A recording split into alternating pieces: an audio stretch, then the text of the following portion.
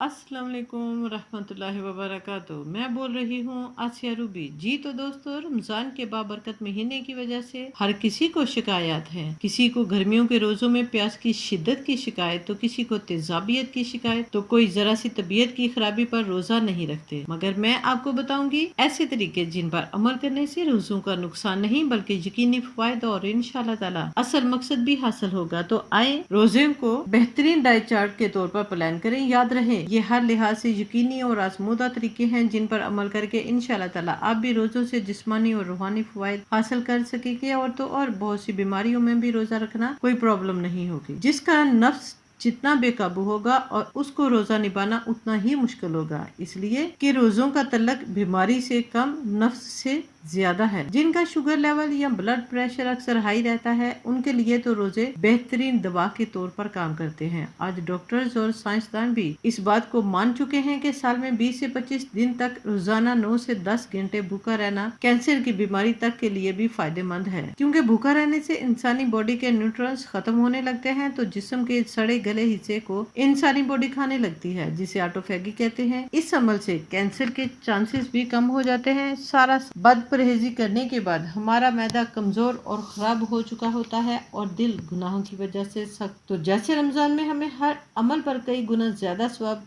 के जरिए नफ्स कशी का नहायत आसान शॉर्टकट मिलता है, तो इसी तरह हमारे जिस्मानी खास तौर पर मैदा के सिस्टम की बेहतरी के लिए भी रोजे नेमत है। मगर कैसे?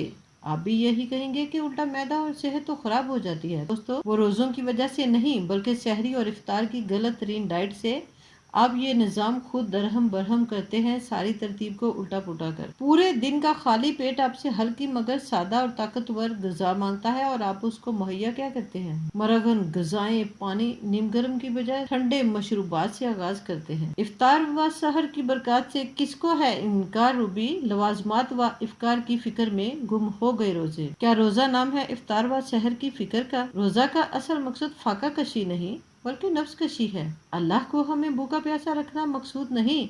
ये हम पर एहसान है कि हमें ये सादत मिली। ये दुनिया के दिखावे के लिए मजबूरी का अमल नहीं बल्कि कुव्वत इरादी और अपनी पहचान का नहायत आसान जरिया है। और कुव्वत इरादी एक सोच की बुनियाद है जो दिल से सोचने और इस सोच पर मजबूती से कायम रहने का नाम है। अल्लाह तबारक व तआला की रजा व खुशनुदी की खातिर रोक देना या मार लेना और अना व गुरूर का खात्मा ही हर मुस्लिम के लिए दुनिया में सबसे बड़ा और अहम इम्तहान दरपेश होता है, जो नहायत कठिन है। इस माह मुबारक में अल्लाह ताला की रहमतें अरूज पर होती है। चूँकि शैतान को भी कैद कर दिया जाता है, इसलिए नफ्स कशी के लिए ये माह मुबारक इंतहाई मुख्तसर जरिया है। इसको सहरी व इफ्तार की अफकार में और ईद की तैयारियों में प्लीज़ ज़ाया ना करें। अब आए सहर व इफ्तार की तरफ। रमज़ान की ख़ास डिशेस तलबीना, हरीसा और तरी जैसी मकवी गज़ाएँ हैं। आप अगर पाकिस्तानी लेना चाहें तो दलीब बना लें, बिना मसालों के, हल्की सी काली मिर्च के साथ। बुने हुए सालन की बजाय शोरबे वाले सालन को अहमियत दें, क्योंकि वो जल्द हज़म हो जाता है और ताकतवर भी ज़्यादा होता है। सहरी में तलबीना या जौ का दलिया बना लें और इसके अंदर अगर मज़ीद बेहतर होगा आप उस खजूरें और शहद भी शामिल कर लें। दही तकरीबन 100 ग्राम खाकर सादा सा सालन हो, साथ आप पराठा भी ले सकते हैं। मगर याद रहे, पेट फुल नहीं भरना बल्कि 3/4 भरना है। आखिर में 2-3 चम्मच दही खाकर थोड़ी सी ग्रीन टी पी लें। मज़ीद छोटी इलायची के दाने भी चबा लें। सहरी के बाद जो अफराद सोते हैं वो जल्दी ना सोएं, कम अज़ कम 1 घंटा वक्त दें। अब आए इफ्तार की तरफ। 1 या आध घंटा पहले इफ्तार की तैयारी करें। पूरा दिन शोर ना करें, रोज़ा को सर पर सवार ना करें, क्योंकि जितना सोचेंगे उतना ही मुश्किल होगी। रोज़ा लगे तो फ़ौरन सोचेंगे भरपूर सहरी खाकर रोज़ा रखने पर हमारा ये हाल है तो रहमतुल लिल आलमीन सल्लल्लाहु अलैहि वसल्लम और उनके असहाब और अहले बैत का क्या हाल होता था, अहले करबला का क्या हाल था, जिनको ना सहरी मिलती थी ना इफ्तारी।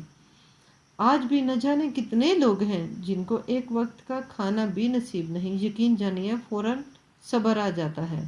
मज़ीद अपने इर्द गिर्द ऐसे लोगों की मदद करें, क्योंकि रोज़ा का ये मकसद भी है कि हमें मिले हुए रिज़्क जैसी नेमत की कदर हो اور محتاج و مساکین کا احساس ہو۔ روزہ دار کی اصل آزمائش ہی افطار کے وقت ہے۔ افطار میں اس قدر مرغن غذا سے ابتدا کر کے روزہ جیسی رحمت کو زحمت بنا دیا جاتا ہے۔ افطار آپ کھجور سے کریں، خوب چبا چبا کر کھائیں، عدد میں لے لیں، پھر گرم پانی یا کم از کم سادہ پانی 2 گلاس چھوٹے چھوٹے گونڈ کے ساتھ پی لیں۔ پانی میں ہو سکے تو اس گول یا تخم بلنگا شامل کر سکتے ہیں، مگر میٹھا یا ٹھنڈا کچھ نہیں، نہ ہی کوئی مرغن کھانا۔ ہلکا پھلکا پھل، دودھ یا فروٹ جیسی اشیاء کھا کر نماز ادا کریں سکون سے۔ نماز کے بعد پھر 1 گلاس پانی پی لیں، اور اب آپ سادہ خوراک جو پورا سال کھاتے ہیں، مگر پکوڑے، سموسے، مشروبات اور مرغن چیزیں رمضان میں قطعاً ممنوع کر دیں۔ کھانے کے دوران اور کھانے کے کم از کم آدھ گھنٹہ بعد تک پانی نہ پئیں۔ افطار کے بعد ہو سکے تو واک کر لیں یا گرین ٹی پی لیں۔ عشاء کی نماز کھڑے ہو کر ادا کریں تاکہ آپ کا کھانا بھی ہضم ہو اور عبادت میں بھی لطف آئے، تضابیت بھی ختم ہو۔ ذرا سوچیں کہ عیسائیوں کا روزہ کس قدر مشکل ہے، بنا سحری کے 24 گھنٹے کا روزہ اور 40 روزے، مگر نہ ایسی سعادتیں، نہ اجر، نہ رحمتیں اور نہ ہی برکات، جبکہ ہمیں سحر و افطار کی رحمت سے نواز کر اور ان سے کم روزے رکھ کر لیلۃ القدر کا تحفہ عظیمی، جس کی خواہش میں عیسیٰ علیہ السلام نے دوبارہ زندگی کی دعا کی۔ اب جائزہ لیتے ہیں رمضان کے روزے جسم و معدہ کی صفائی کیسے کرتے ہیں۔ روزے کے دوران ہمارا جسمانی رد عمل کیا ہوتا ہے، اس بارے میں کچھ دلچسپ معلومات۔ پہلے 2 روزے، پہلے ہی دن بلڈ شوگر لیول گر جاتا ہے، یعنی خون سے چینی کے مضر اثرات کا درجہ کم ہو جاتا ہے، دھڑکن سست ہو جاتی ہے اور بلڈ پریشر کم ہو جاتا ہے۔ اعصاب جمع شدہ گلائکوجن کو آزاد کر دیتے ہیں، جس کی وجہ سے جسمانی کمزوری کا احساس اجاگر ہو جاتا ہے۔ زہریلے مادوں کی صفائی کے پہلے مرحلہ میں نتیجتاً سر درد، چکر آنا، منہ کا بدبودار ہو جانا اور زبان پر مواد کے جمع ہو جانا ہے۔ 3 سے 7ویں روزے تک جسم کی چربی ٹوٹ پھوٹ کا شکار ہوتی ہے اور پہلے مرحلہ میں گلوکوز میں تبدیل ہو جاتی ہے۔ بعض لوگوں کی جلد ملائم اور چکنی ہو جاتی ہے، جسم بھوک کا عادی ہو جاتا ہے۔ اس طرح سال بھر مصروف رہنے والا نظام ہاضمہ رخصت مناتا ہے، جس کی اسے اشد ضرورت تھی۔ خون کے سفید جرثومے میں اور قوت مدافعت میں اضافہ ہو جاتا ہے۔ ہو سکتا ہے روزے دار کے پھیپھڑوں میں معمولی تکلیف ہو، اس لیے کہ زہریلے مادوں کی صفائی کا عمل شروع ہو چکا ہے۔ انتڑیوں اور کولون کی مرمت کا کام شروع ہو جاتا ہے۔ انتڑیوں کی دیواروں پر جمع شدہ مواد ڈھیلا ہونا شروع ہو جاتا ہے۔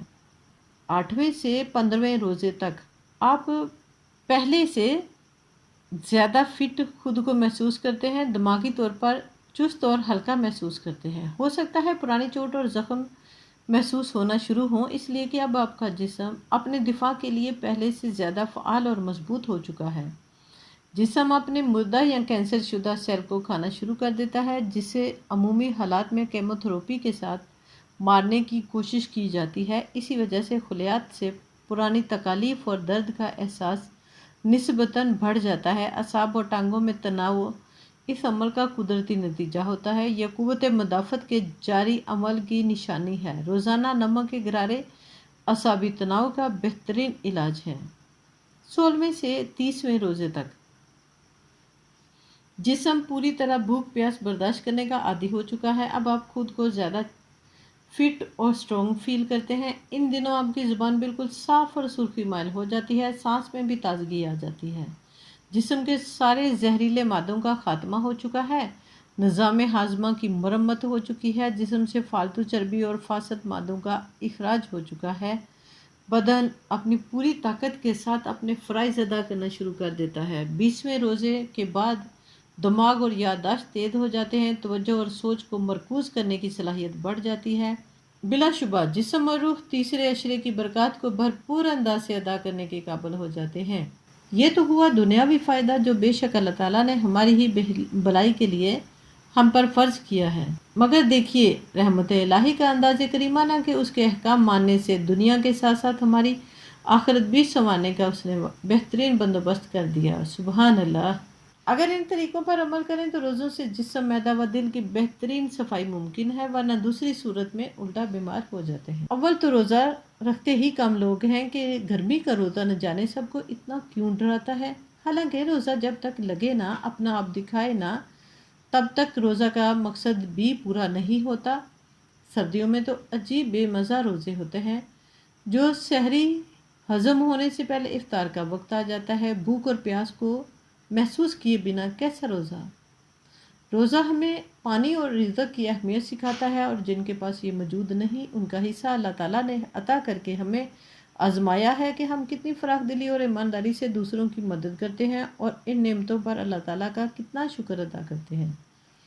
اس طرح سے آپ یقین کریں، آپ کی روزوں کی ڈائٹ کے ساتھ ساتھ رمضان میں جو اشیاء خورد و نوشت مہنگی ہو جاتی ہیں، اس پرابلم سے بھی ہمیں نجات مل جائے گی، کیونکہ عوام اس قدر افراد سے کھانا اور خریدنا ختم کر دے۔